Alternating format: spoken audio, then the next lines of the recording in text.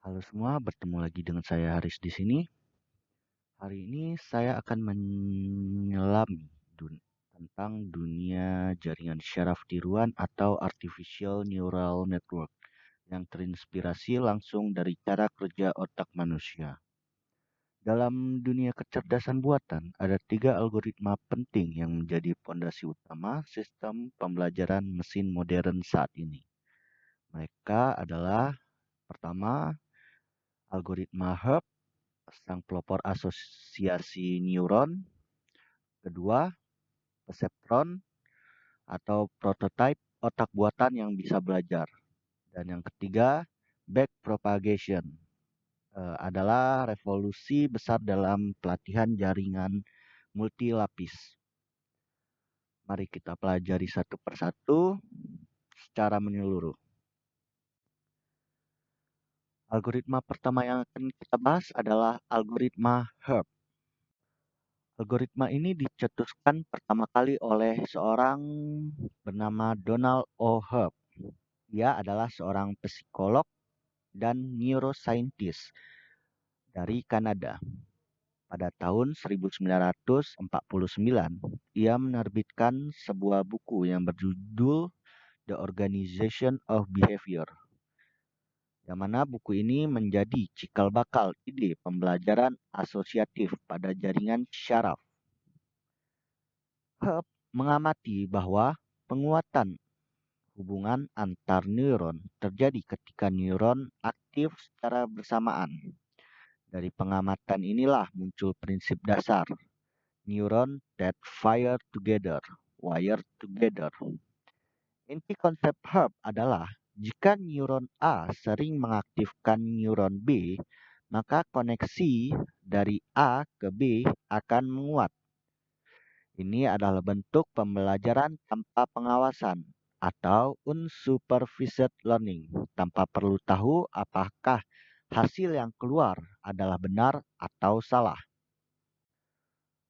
Rumus Hebbian Learning terdiri dari delta W sama dengan eta kali X kali Y, dengan delta W merupakan perubahan bobot, eta merupakan learning rate, X merupakan input neuron, dan Y merupakan output neuron. Contohnya seperti jika X adalah 1 dan Y adalah 1, maka bobot akan naik. Tetapi jika salah satu 0, tidak ada perubahan. Kegunaan dari algoritma Hurd adalah untuk menghafal pola, pemodelan memori jangka pendek, dan AI klasik. Dan terakhir sering digunakan dalam Hopfield Network atau Associative Memory Model. Kekurangan dari Hurd juga ada, yaitu tidak bisa menangani kesalahan, tidak efisien untuk pembelajaran kompleks, dan tidak bisa menyelesaikan masalah klasifikasi. Tapi jangan salah, Hurd adalah landasan biologis dan matematis yang menginspirasi algoritma besar lainnya muncul. Algoritma berikutnya adalah algoritma perseptron. Pada tahun 1958, seorang ilmuwan bernama Frank Rosenblatt memperkenalkan algoritma perseptron. Algoritma perseptron merupakan sebuah sistem yang mampu mempelajari hubungan input dan output secara linear. Rosenblatt bahkan merancang perangkat keras yang bernama Mach 1 perseptron yang digunakan oleh Angkatan Laut Amerika Serikat. Struktur perseptron terdiri dari beberapa hal. Yang pertama, beberapa neuron input. Setiap input dikalikan dengan bobot, semua hasil dijumlahkan, dimasukkan ke fungsi aktivasi atau biasanya fungsi step, dan menghasilkan output 0 atau 1. Rumusan output dari algoritma perseptron adalah sebagai berikut. Y sama dengan F sigma W I. XI tambah B. XI merupakan input, WI merupakan bobot, B merupakan bias, dan F merupakan fungsi aktivasi. Contoh fungsi step. Algoritma pembaharuan bobot, jika prediksinya salah, bobot diperbaharui. Misal seperti ini. WI sama dengan WI tambah eta dalam kurung T kurang Y kali XI. Dengan T merupakan target output dan Y merupakan output aktual. Kegunaan perseptron terdiri dari 3 hal. Yang pertama, klasifikasi biner. Kedua, deteksi objek sederhana. Ketiga, logika AND OR. Contoh masalah dalam algoritma perseptron adalah sebagai berikut. Input merupakan 2 fitur, sedangkan output adalah spam atau bukan spam. Setelah beberapa iterasi, perseptron belajar mengklasifikasikan dengan benar. Kekurangan dari perseptron adalah tidak bisa menyelesaikan masalah XOR dan hanya bekerja untuk data yang bisa dipisahkan secara linear. Kekurangan ini disoroti dalam buku terkenal Perseptron pada tahun 1969 oleh Minsky dan Pepper yang menyebabkan stagnasi riset AI selama hampir 1 dekade lamanya. Namun solusinya datang kemudian. Dan ketiga, kita masuk pada algoritma backpropagation, kunci jaringan syaraf berlapis.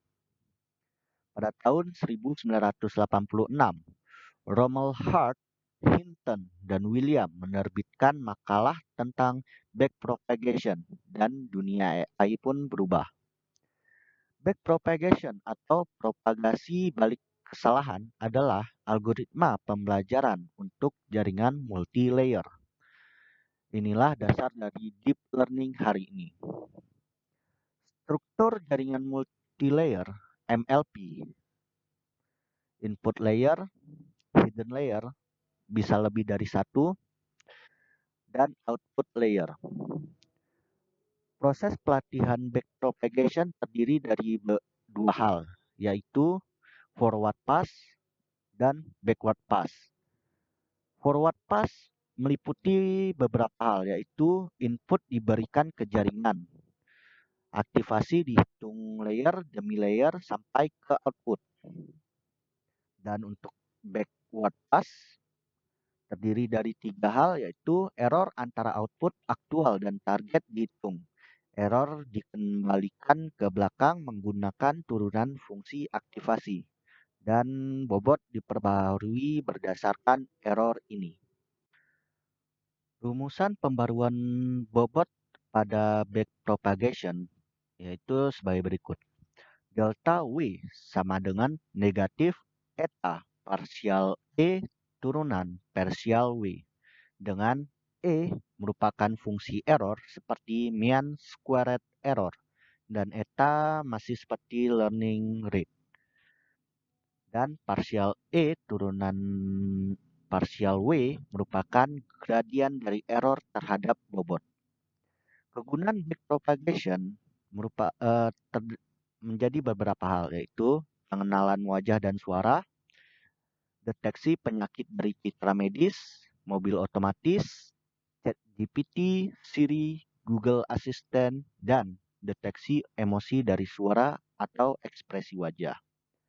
Keunggulan dari backpropagation terdiri dari 3 hal, yaitu bisa menyelesaikan masalah non-linear, sangat fleksibel dan akurat, mendukung pembelajaran dari data kompleks, dan kekurangan dari backpropagation adalah perlu banyak data dan komputasi, rentan terhadap overfitting, dan bisa stuck di lokal minima jika tidak hati-hati. Dari Hub yang menginspirasi koneksi biologis ke perseptron yang mengenalkan pembelajaran linear hingga backpropagation yang membentuk jantung kecerdasan buatan modern. Ketiga algoritma ini adalah tonggak penting dalam sejarah AI. Memahami mereka bukan hanya soal rumus dan kode, tetapi tentang memahami bagaimana mesin bisa belajar, berpikir, dan bertindak. Terima kasih sudah menonton. Sampai jumpa di video selanjutnya. Terima kasih.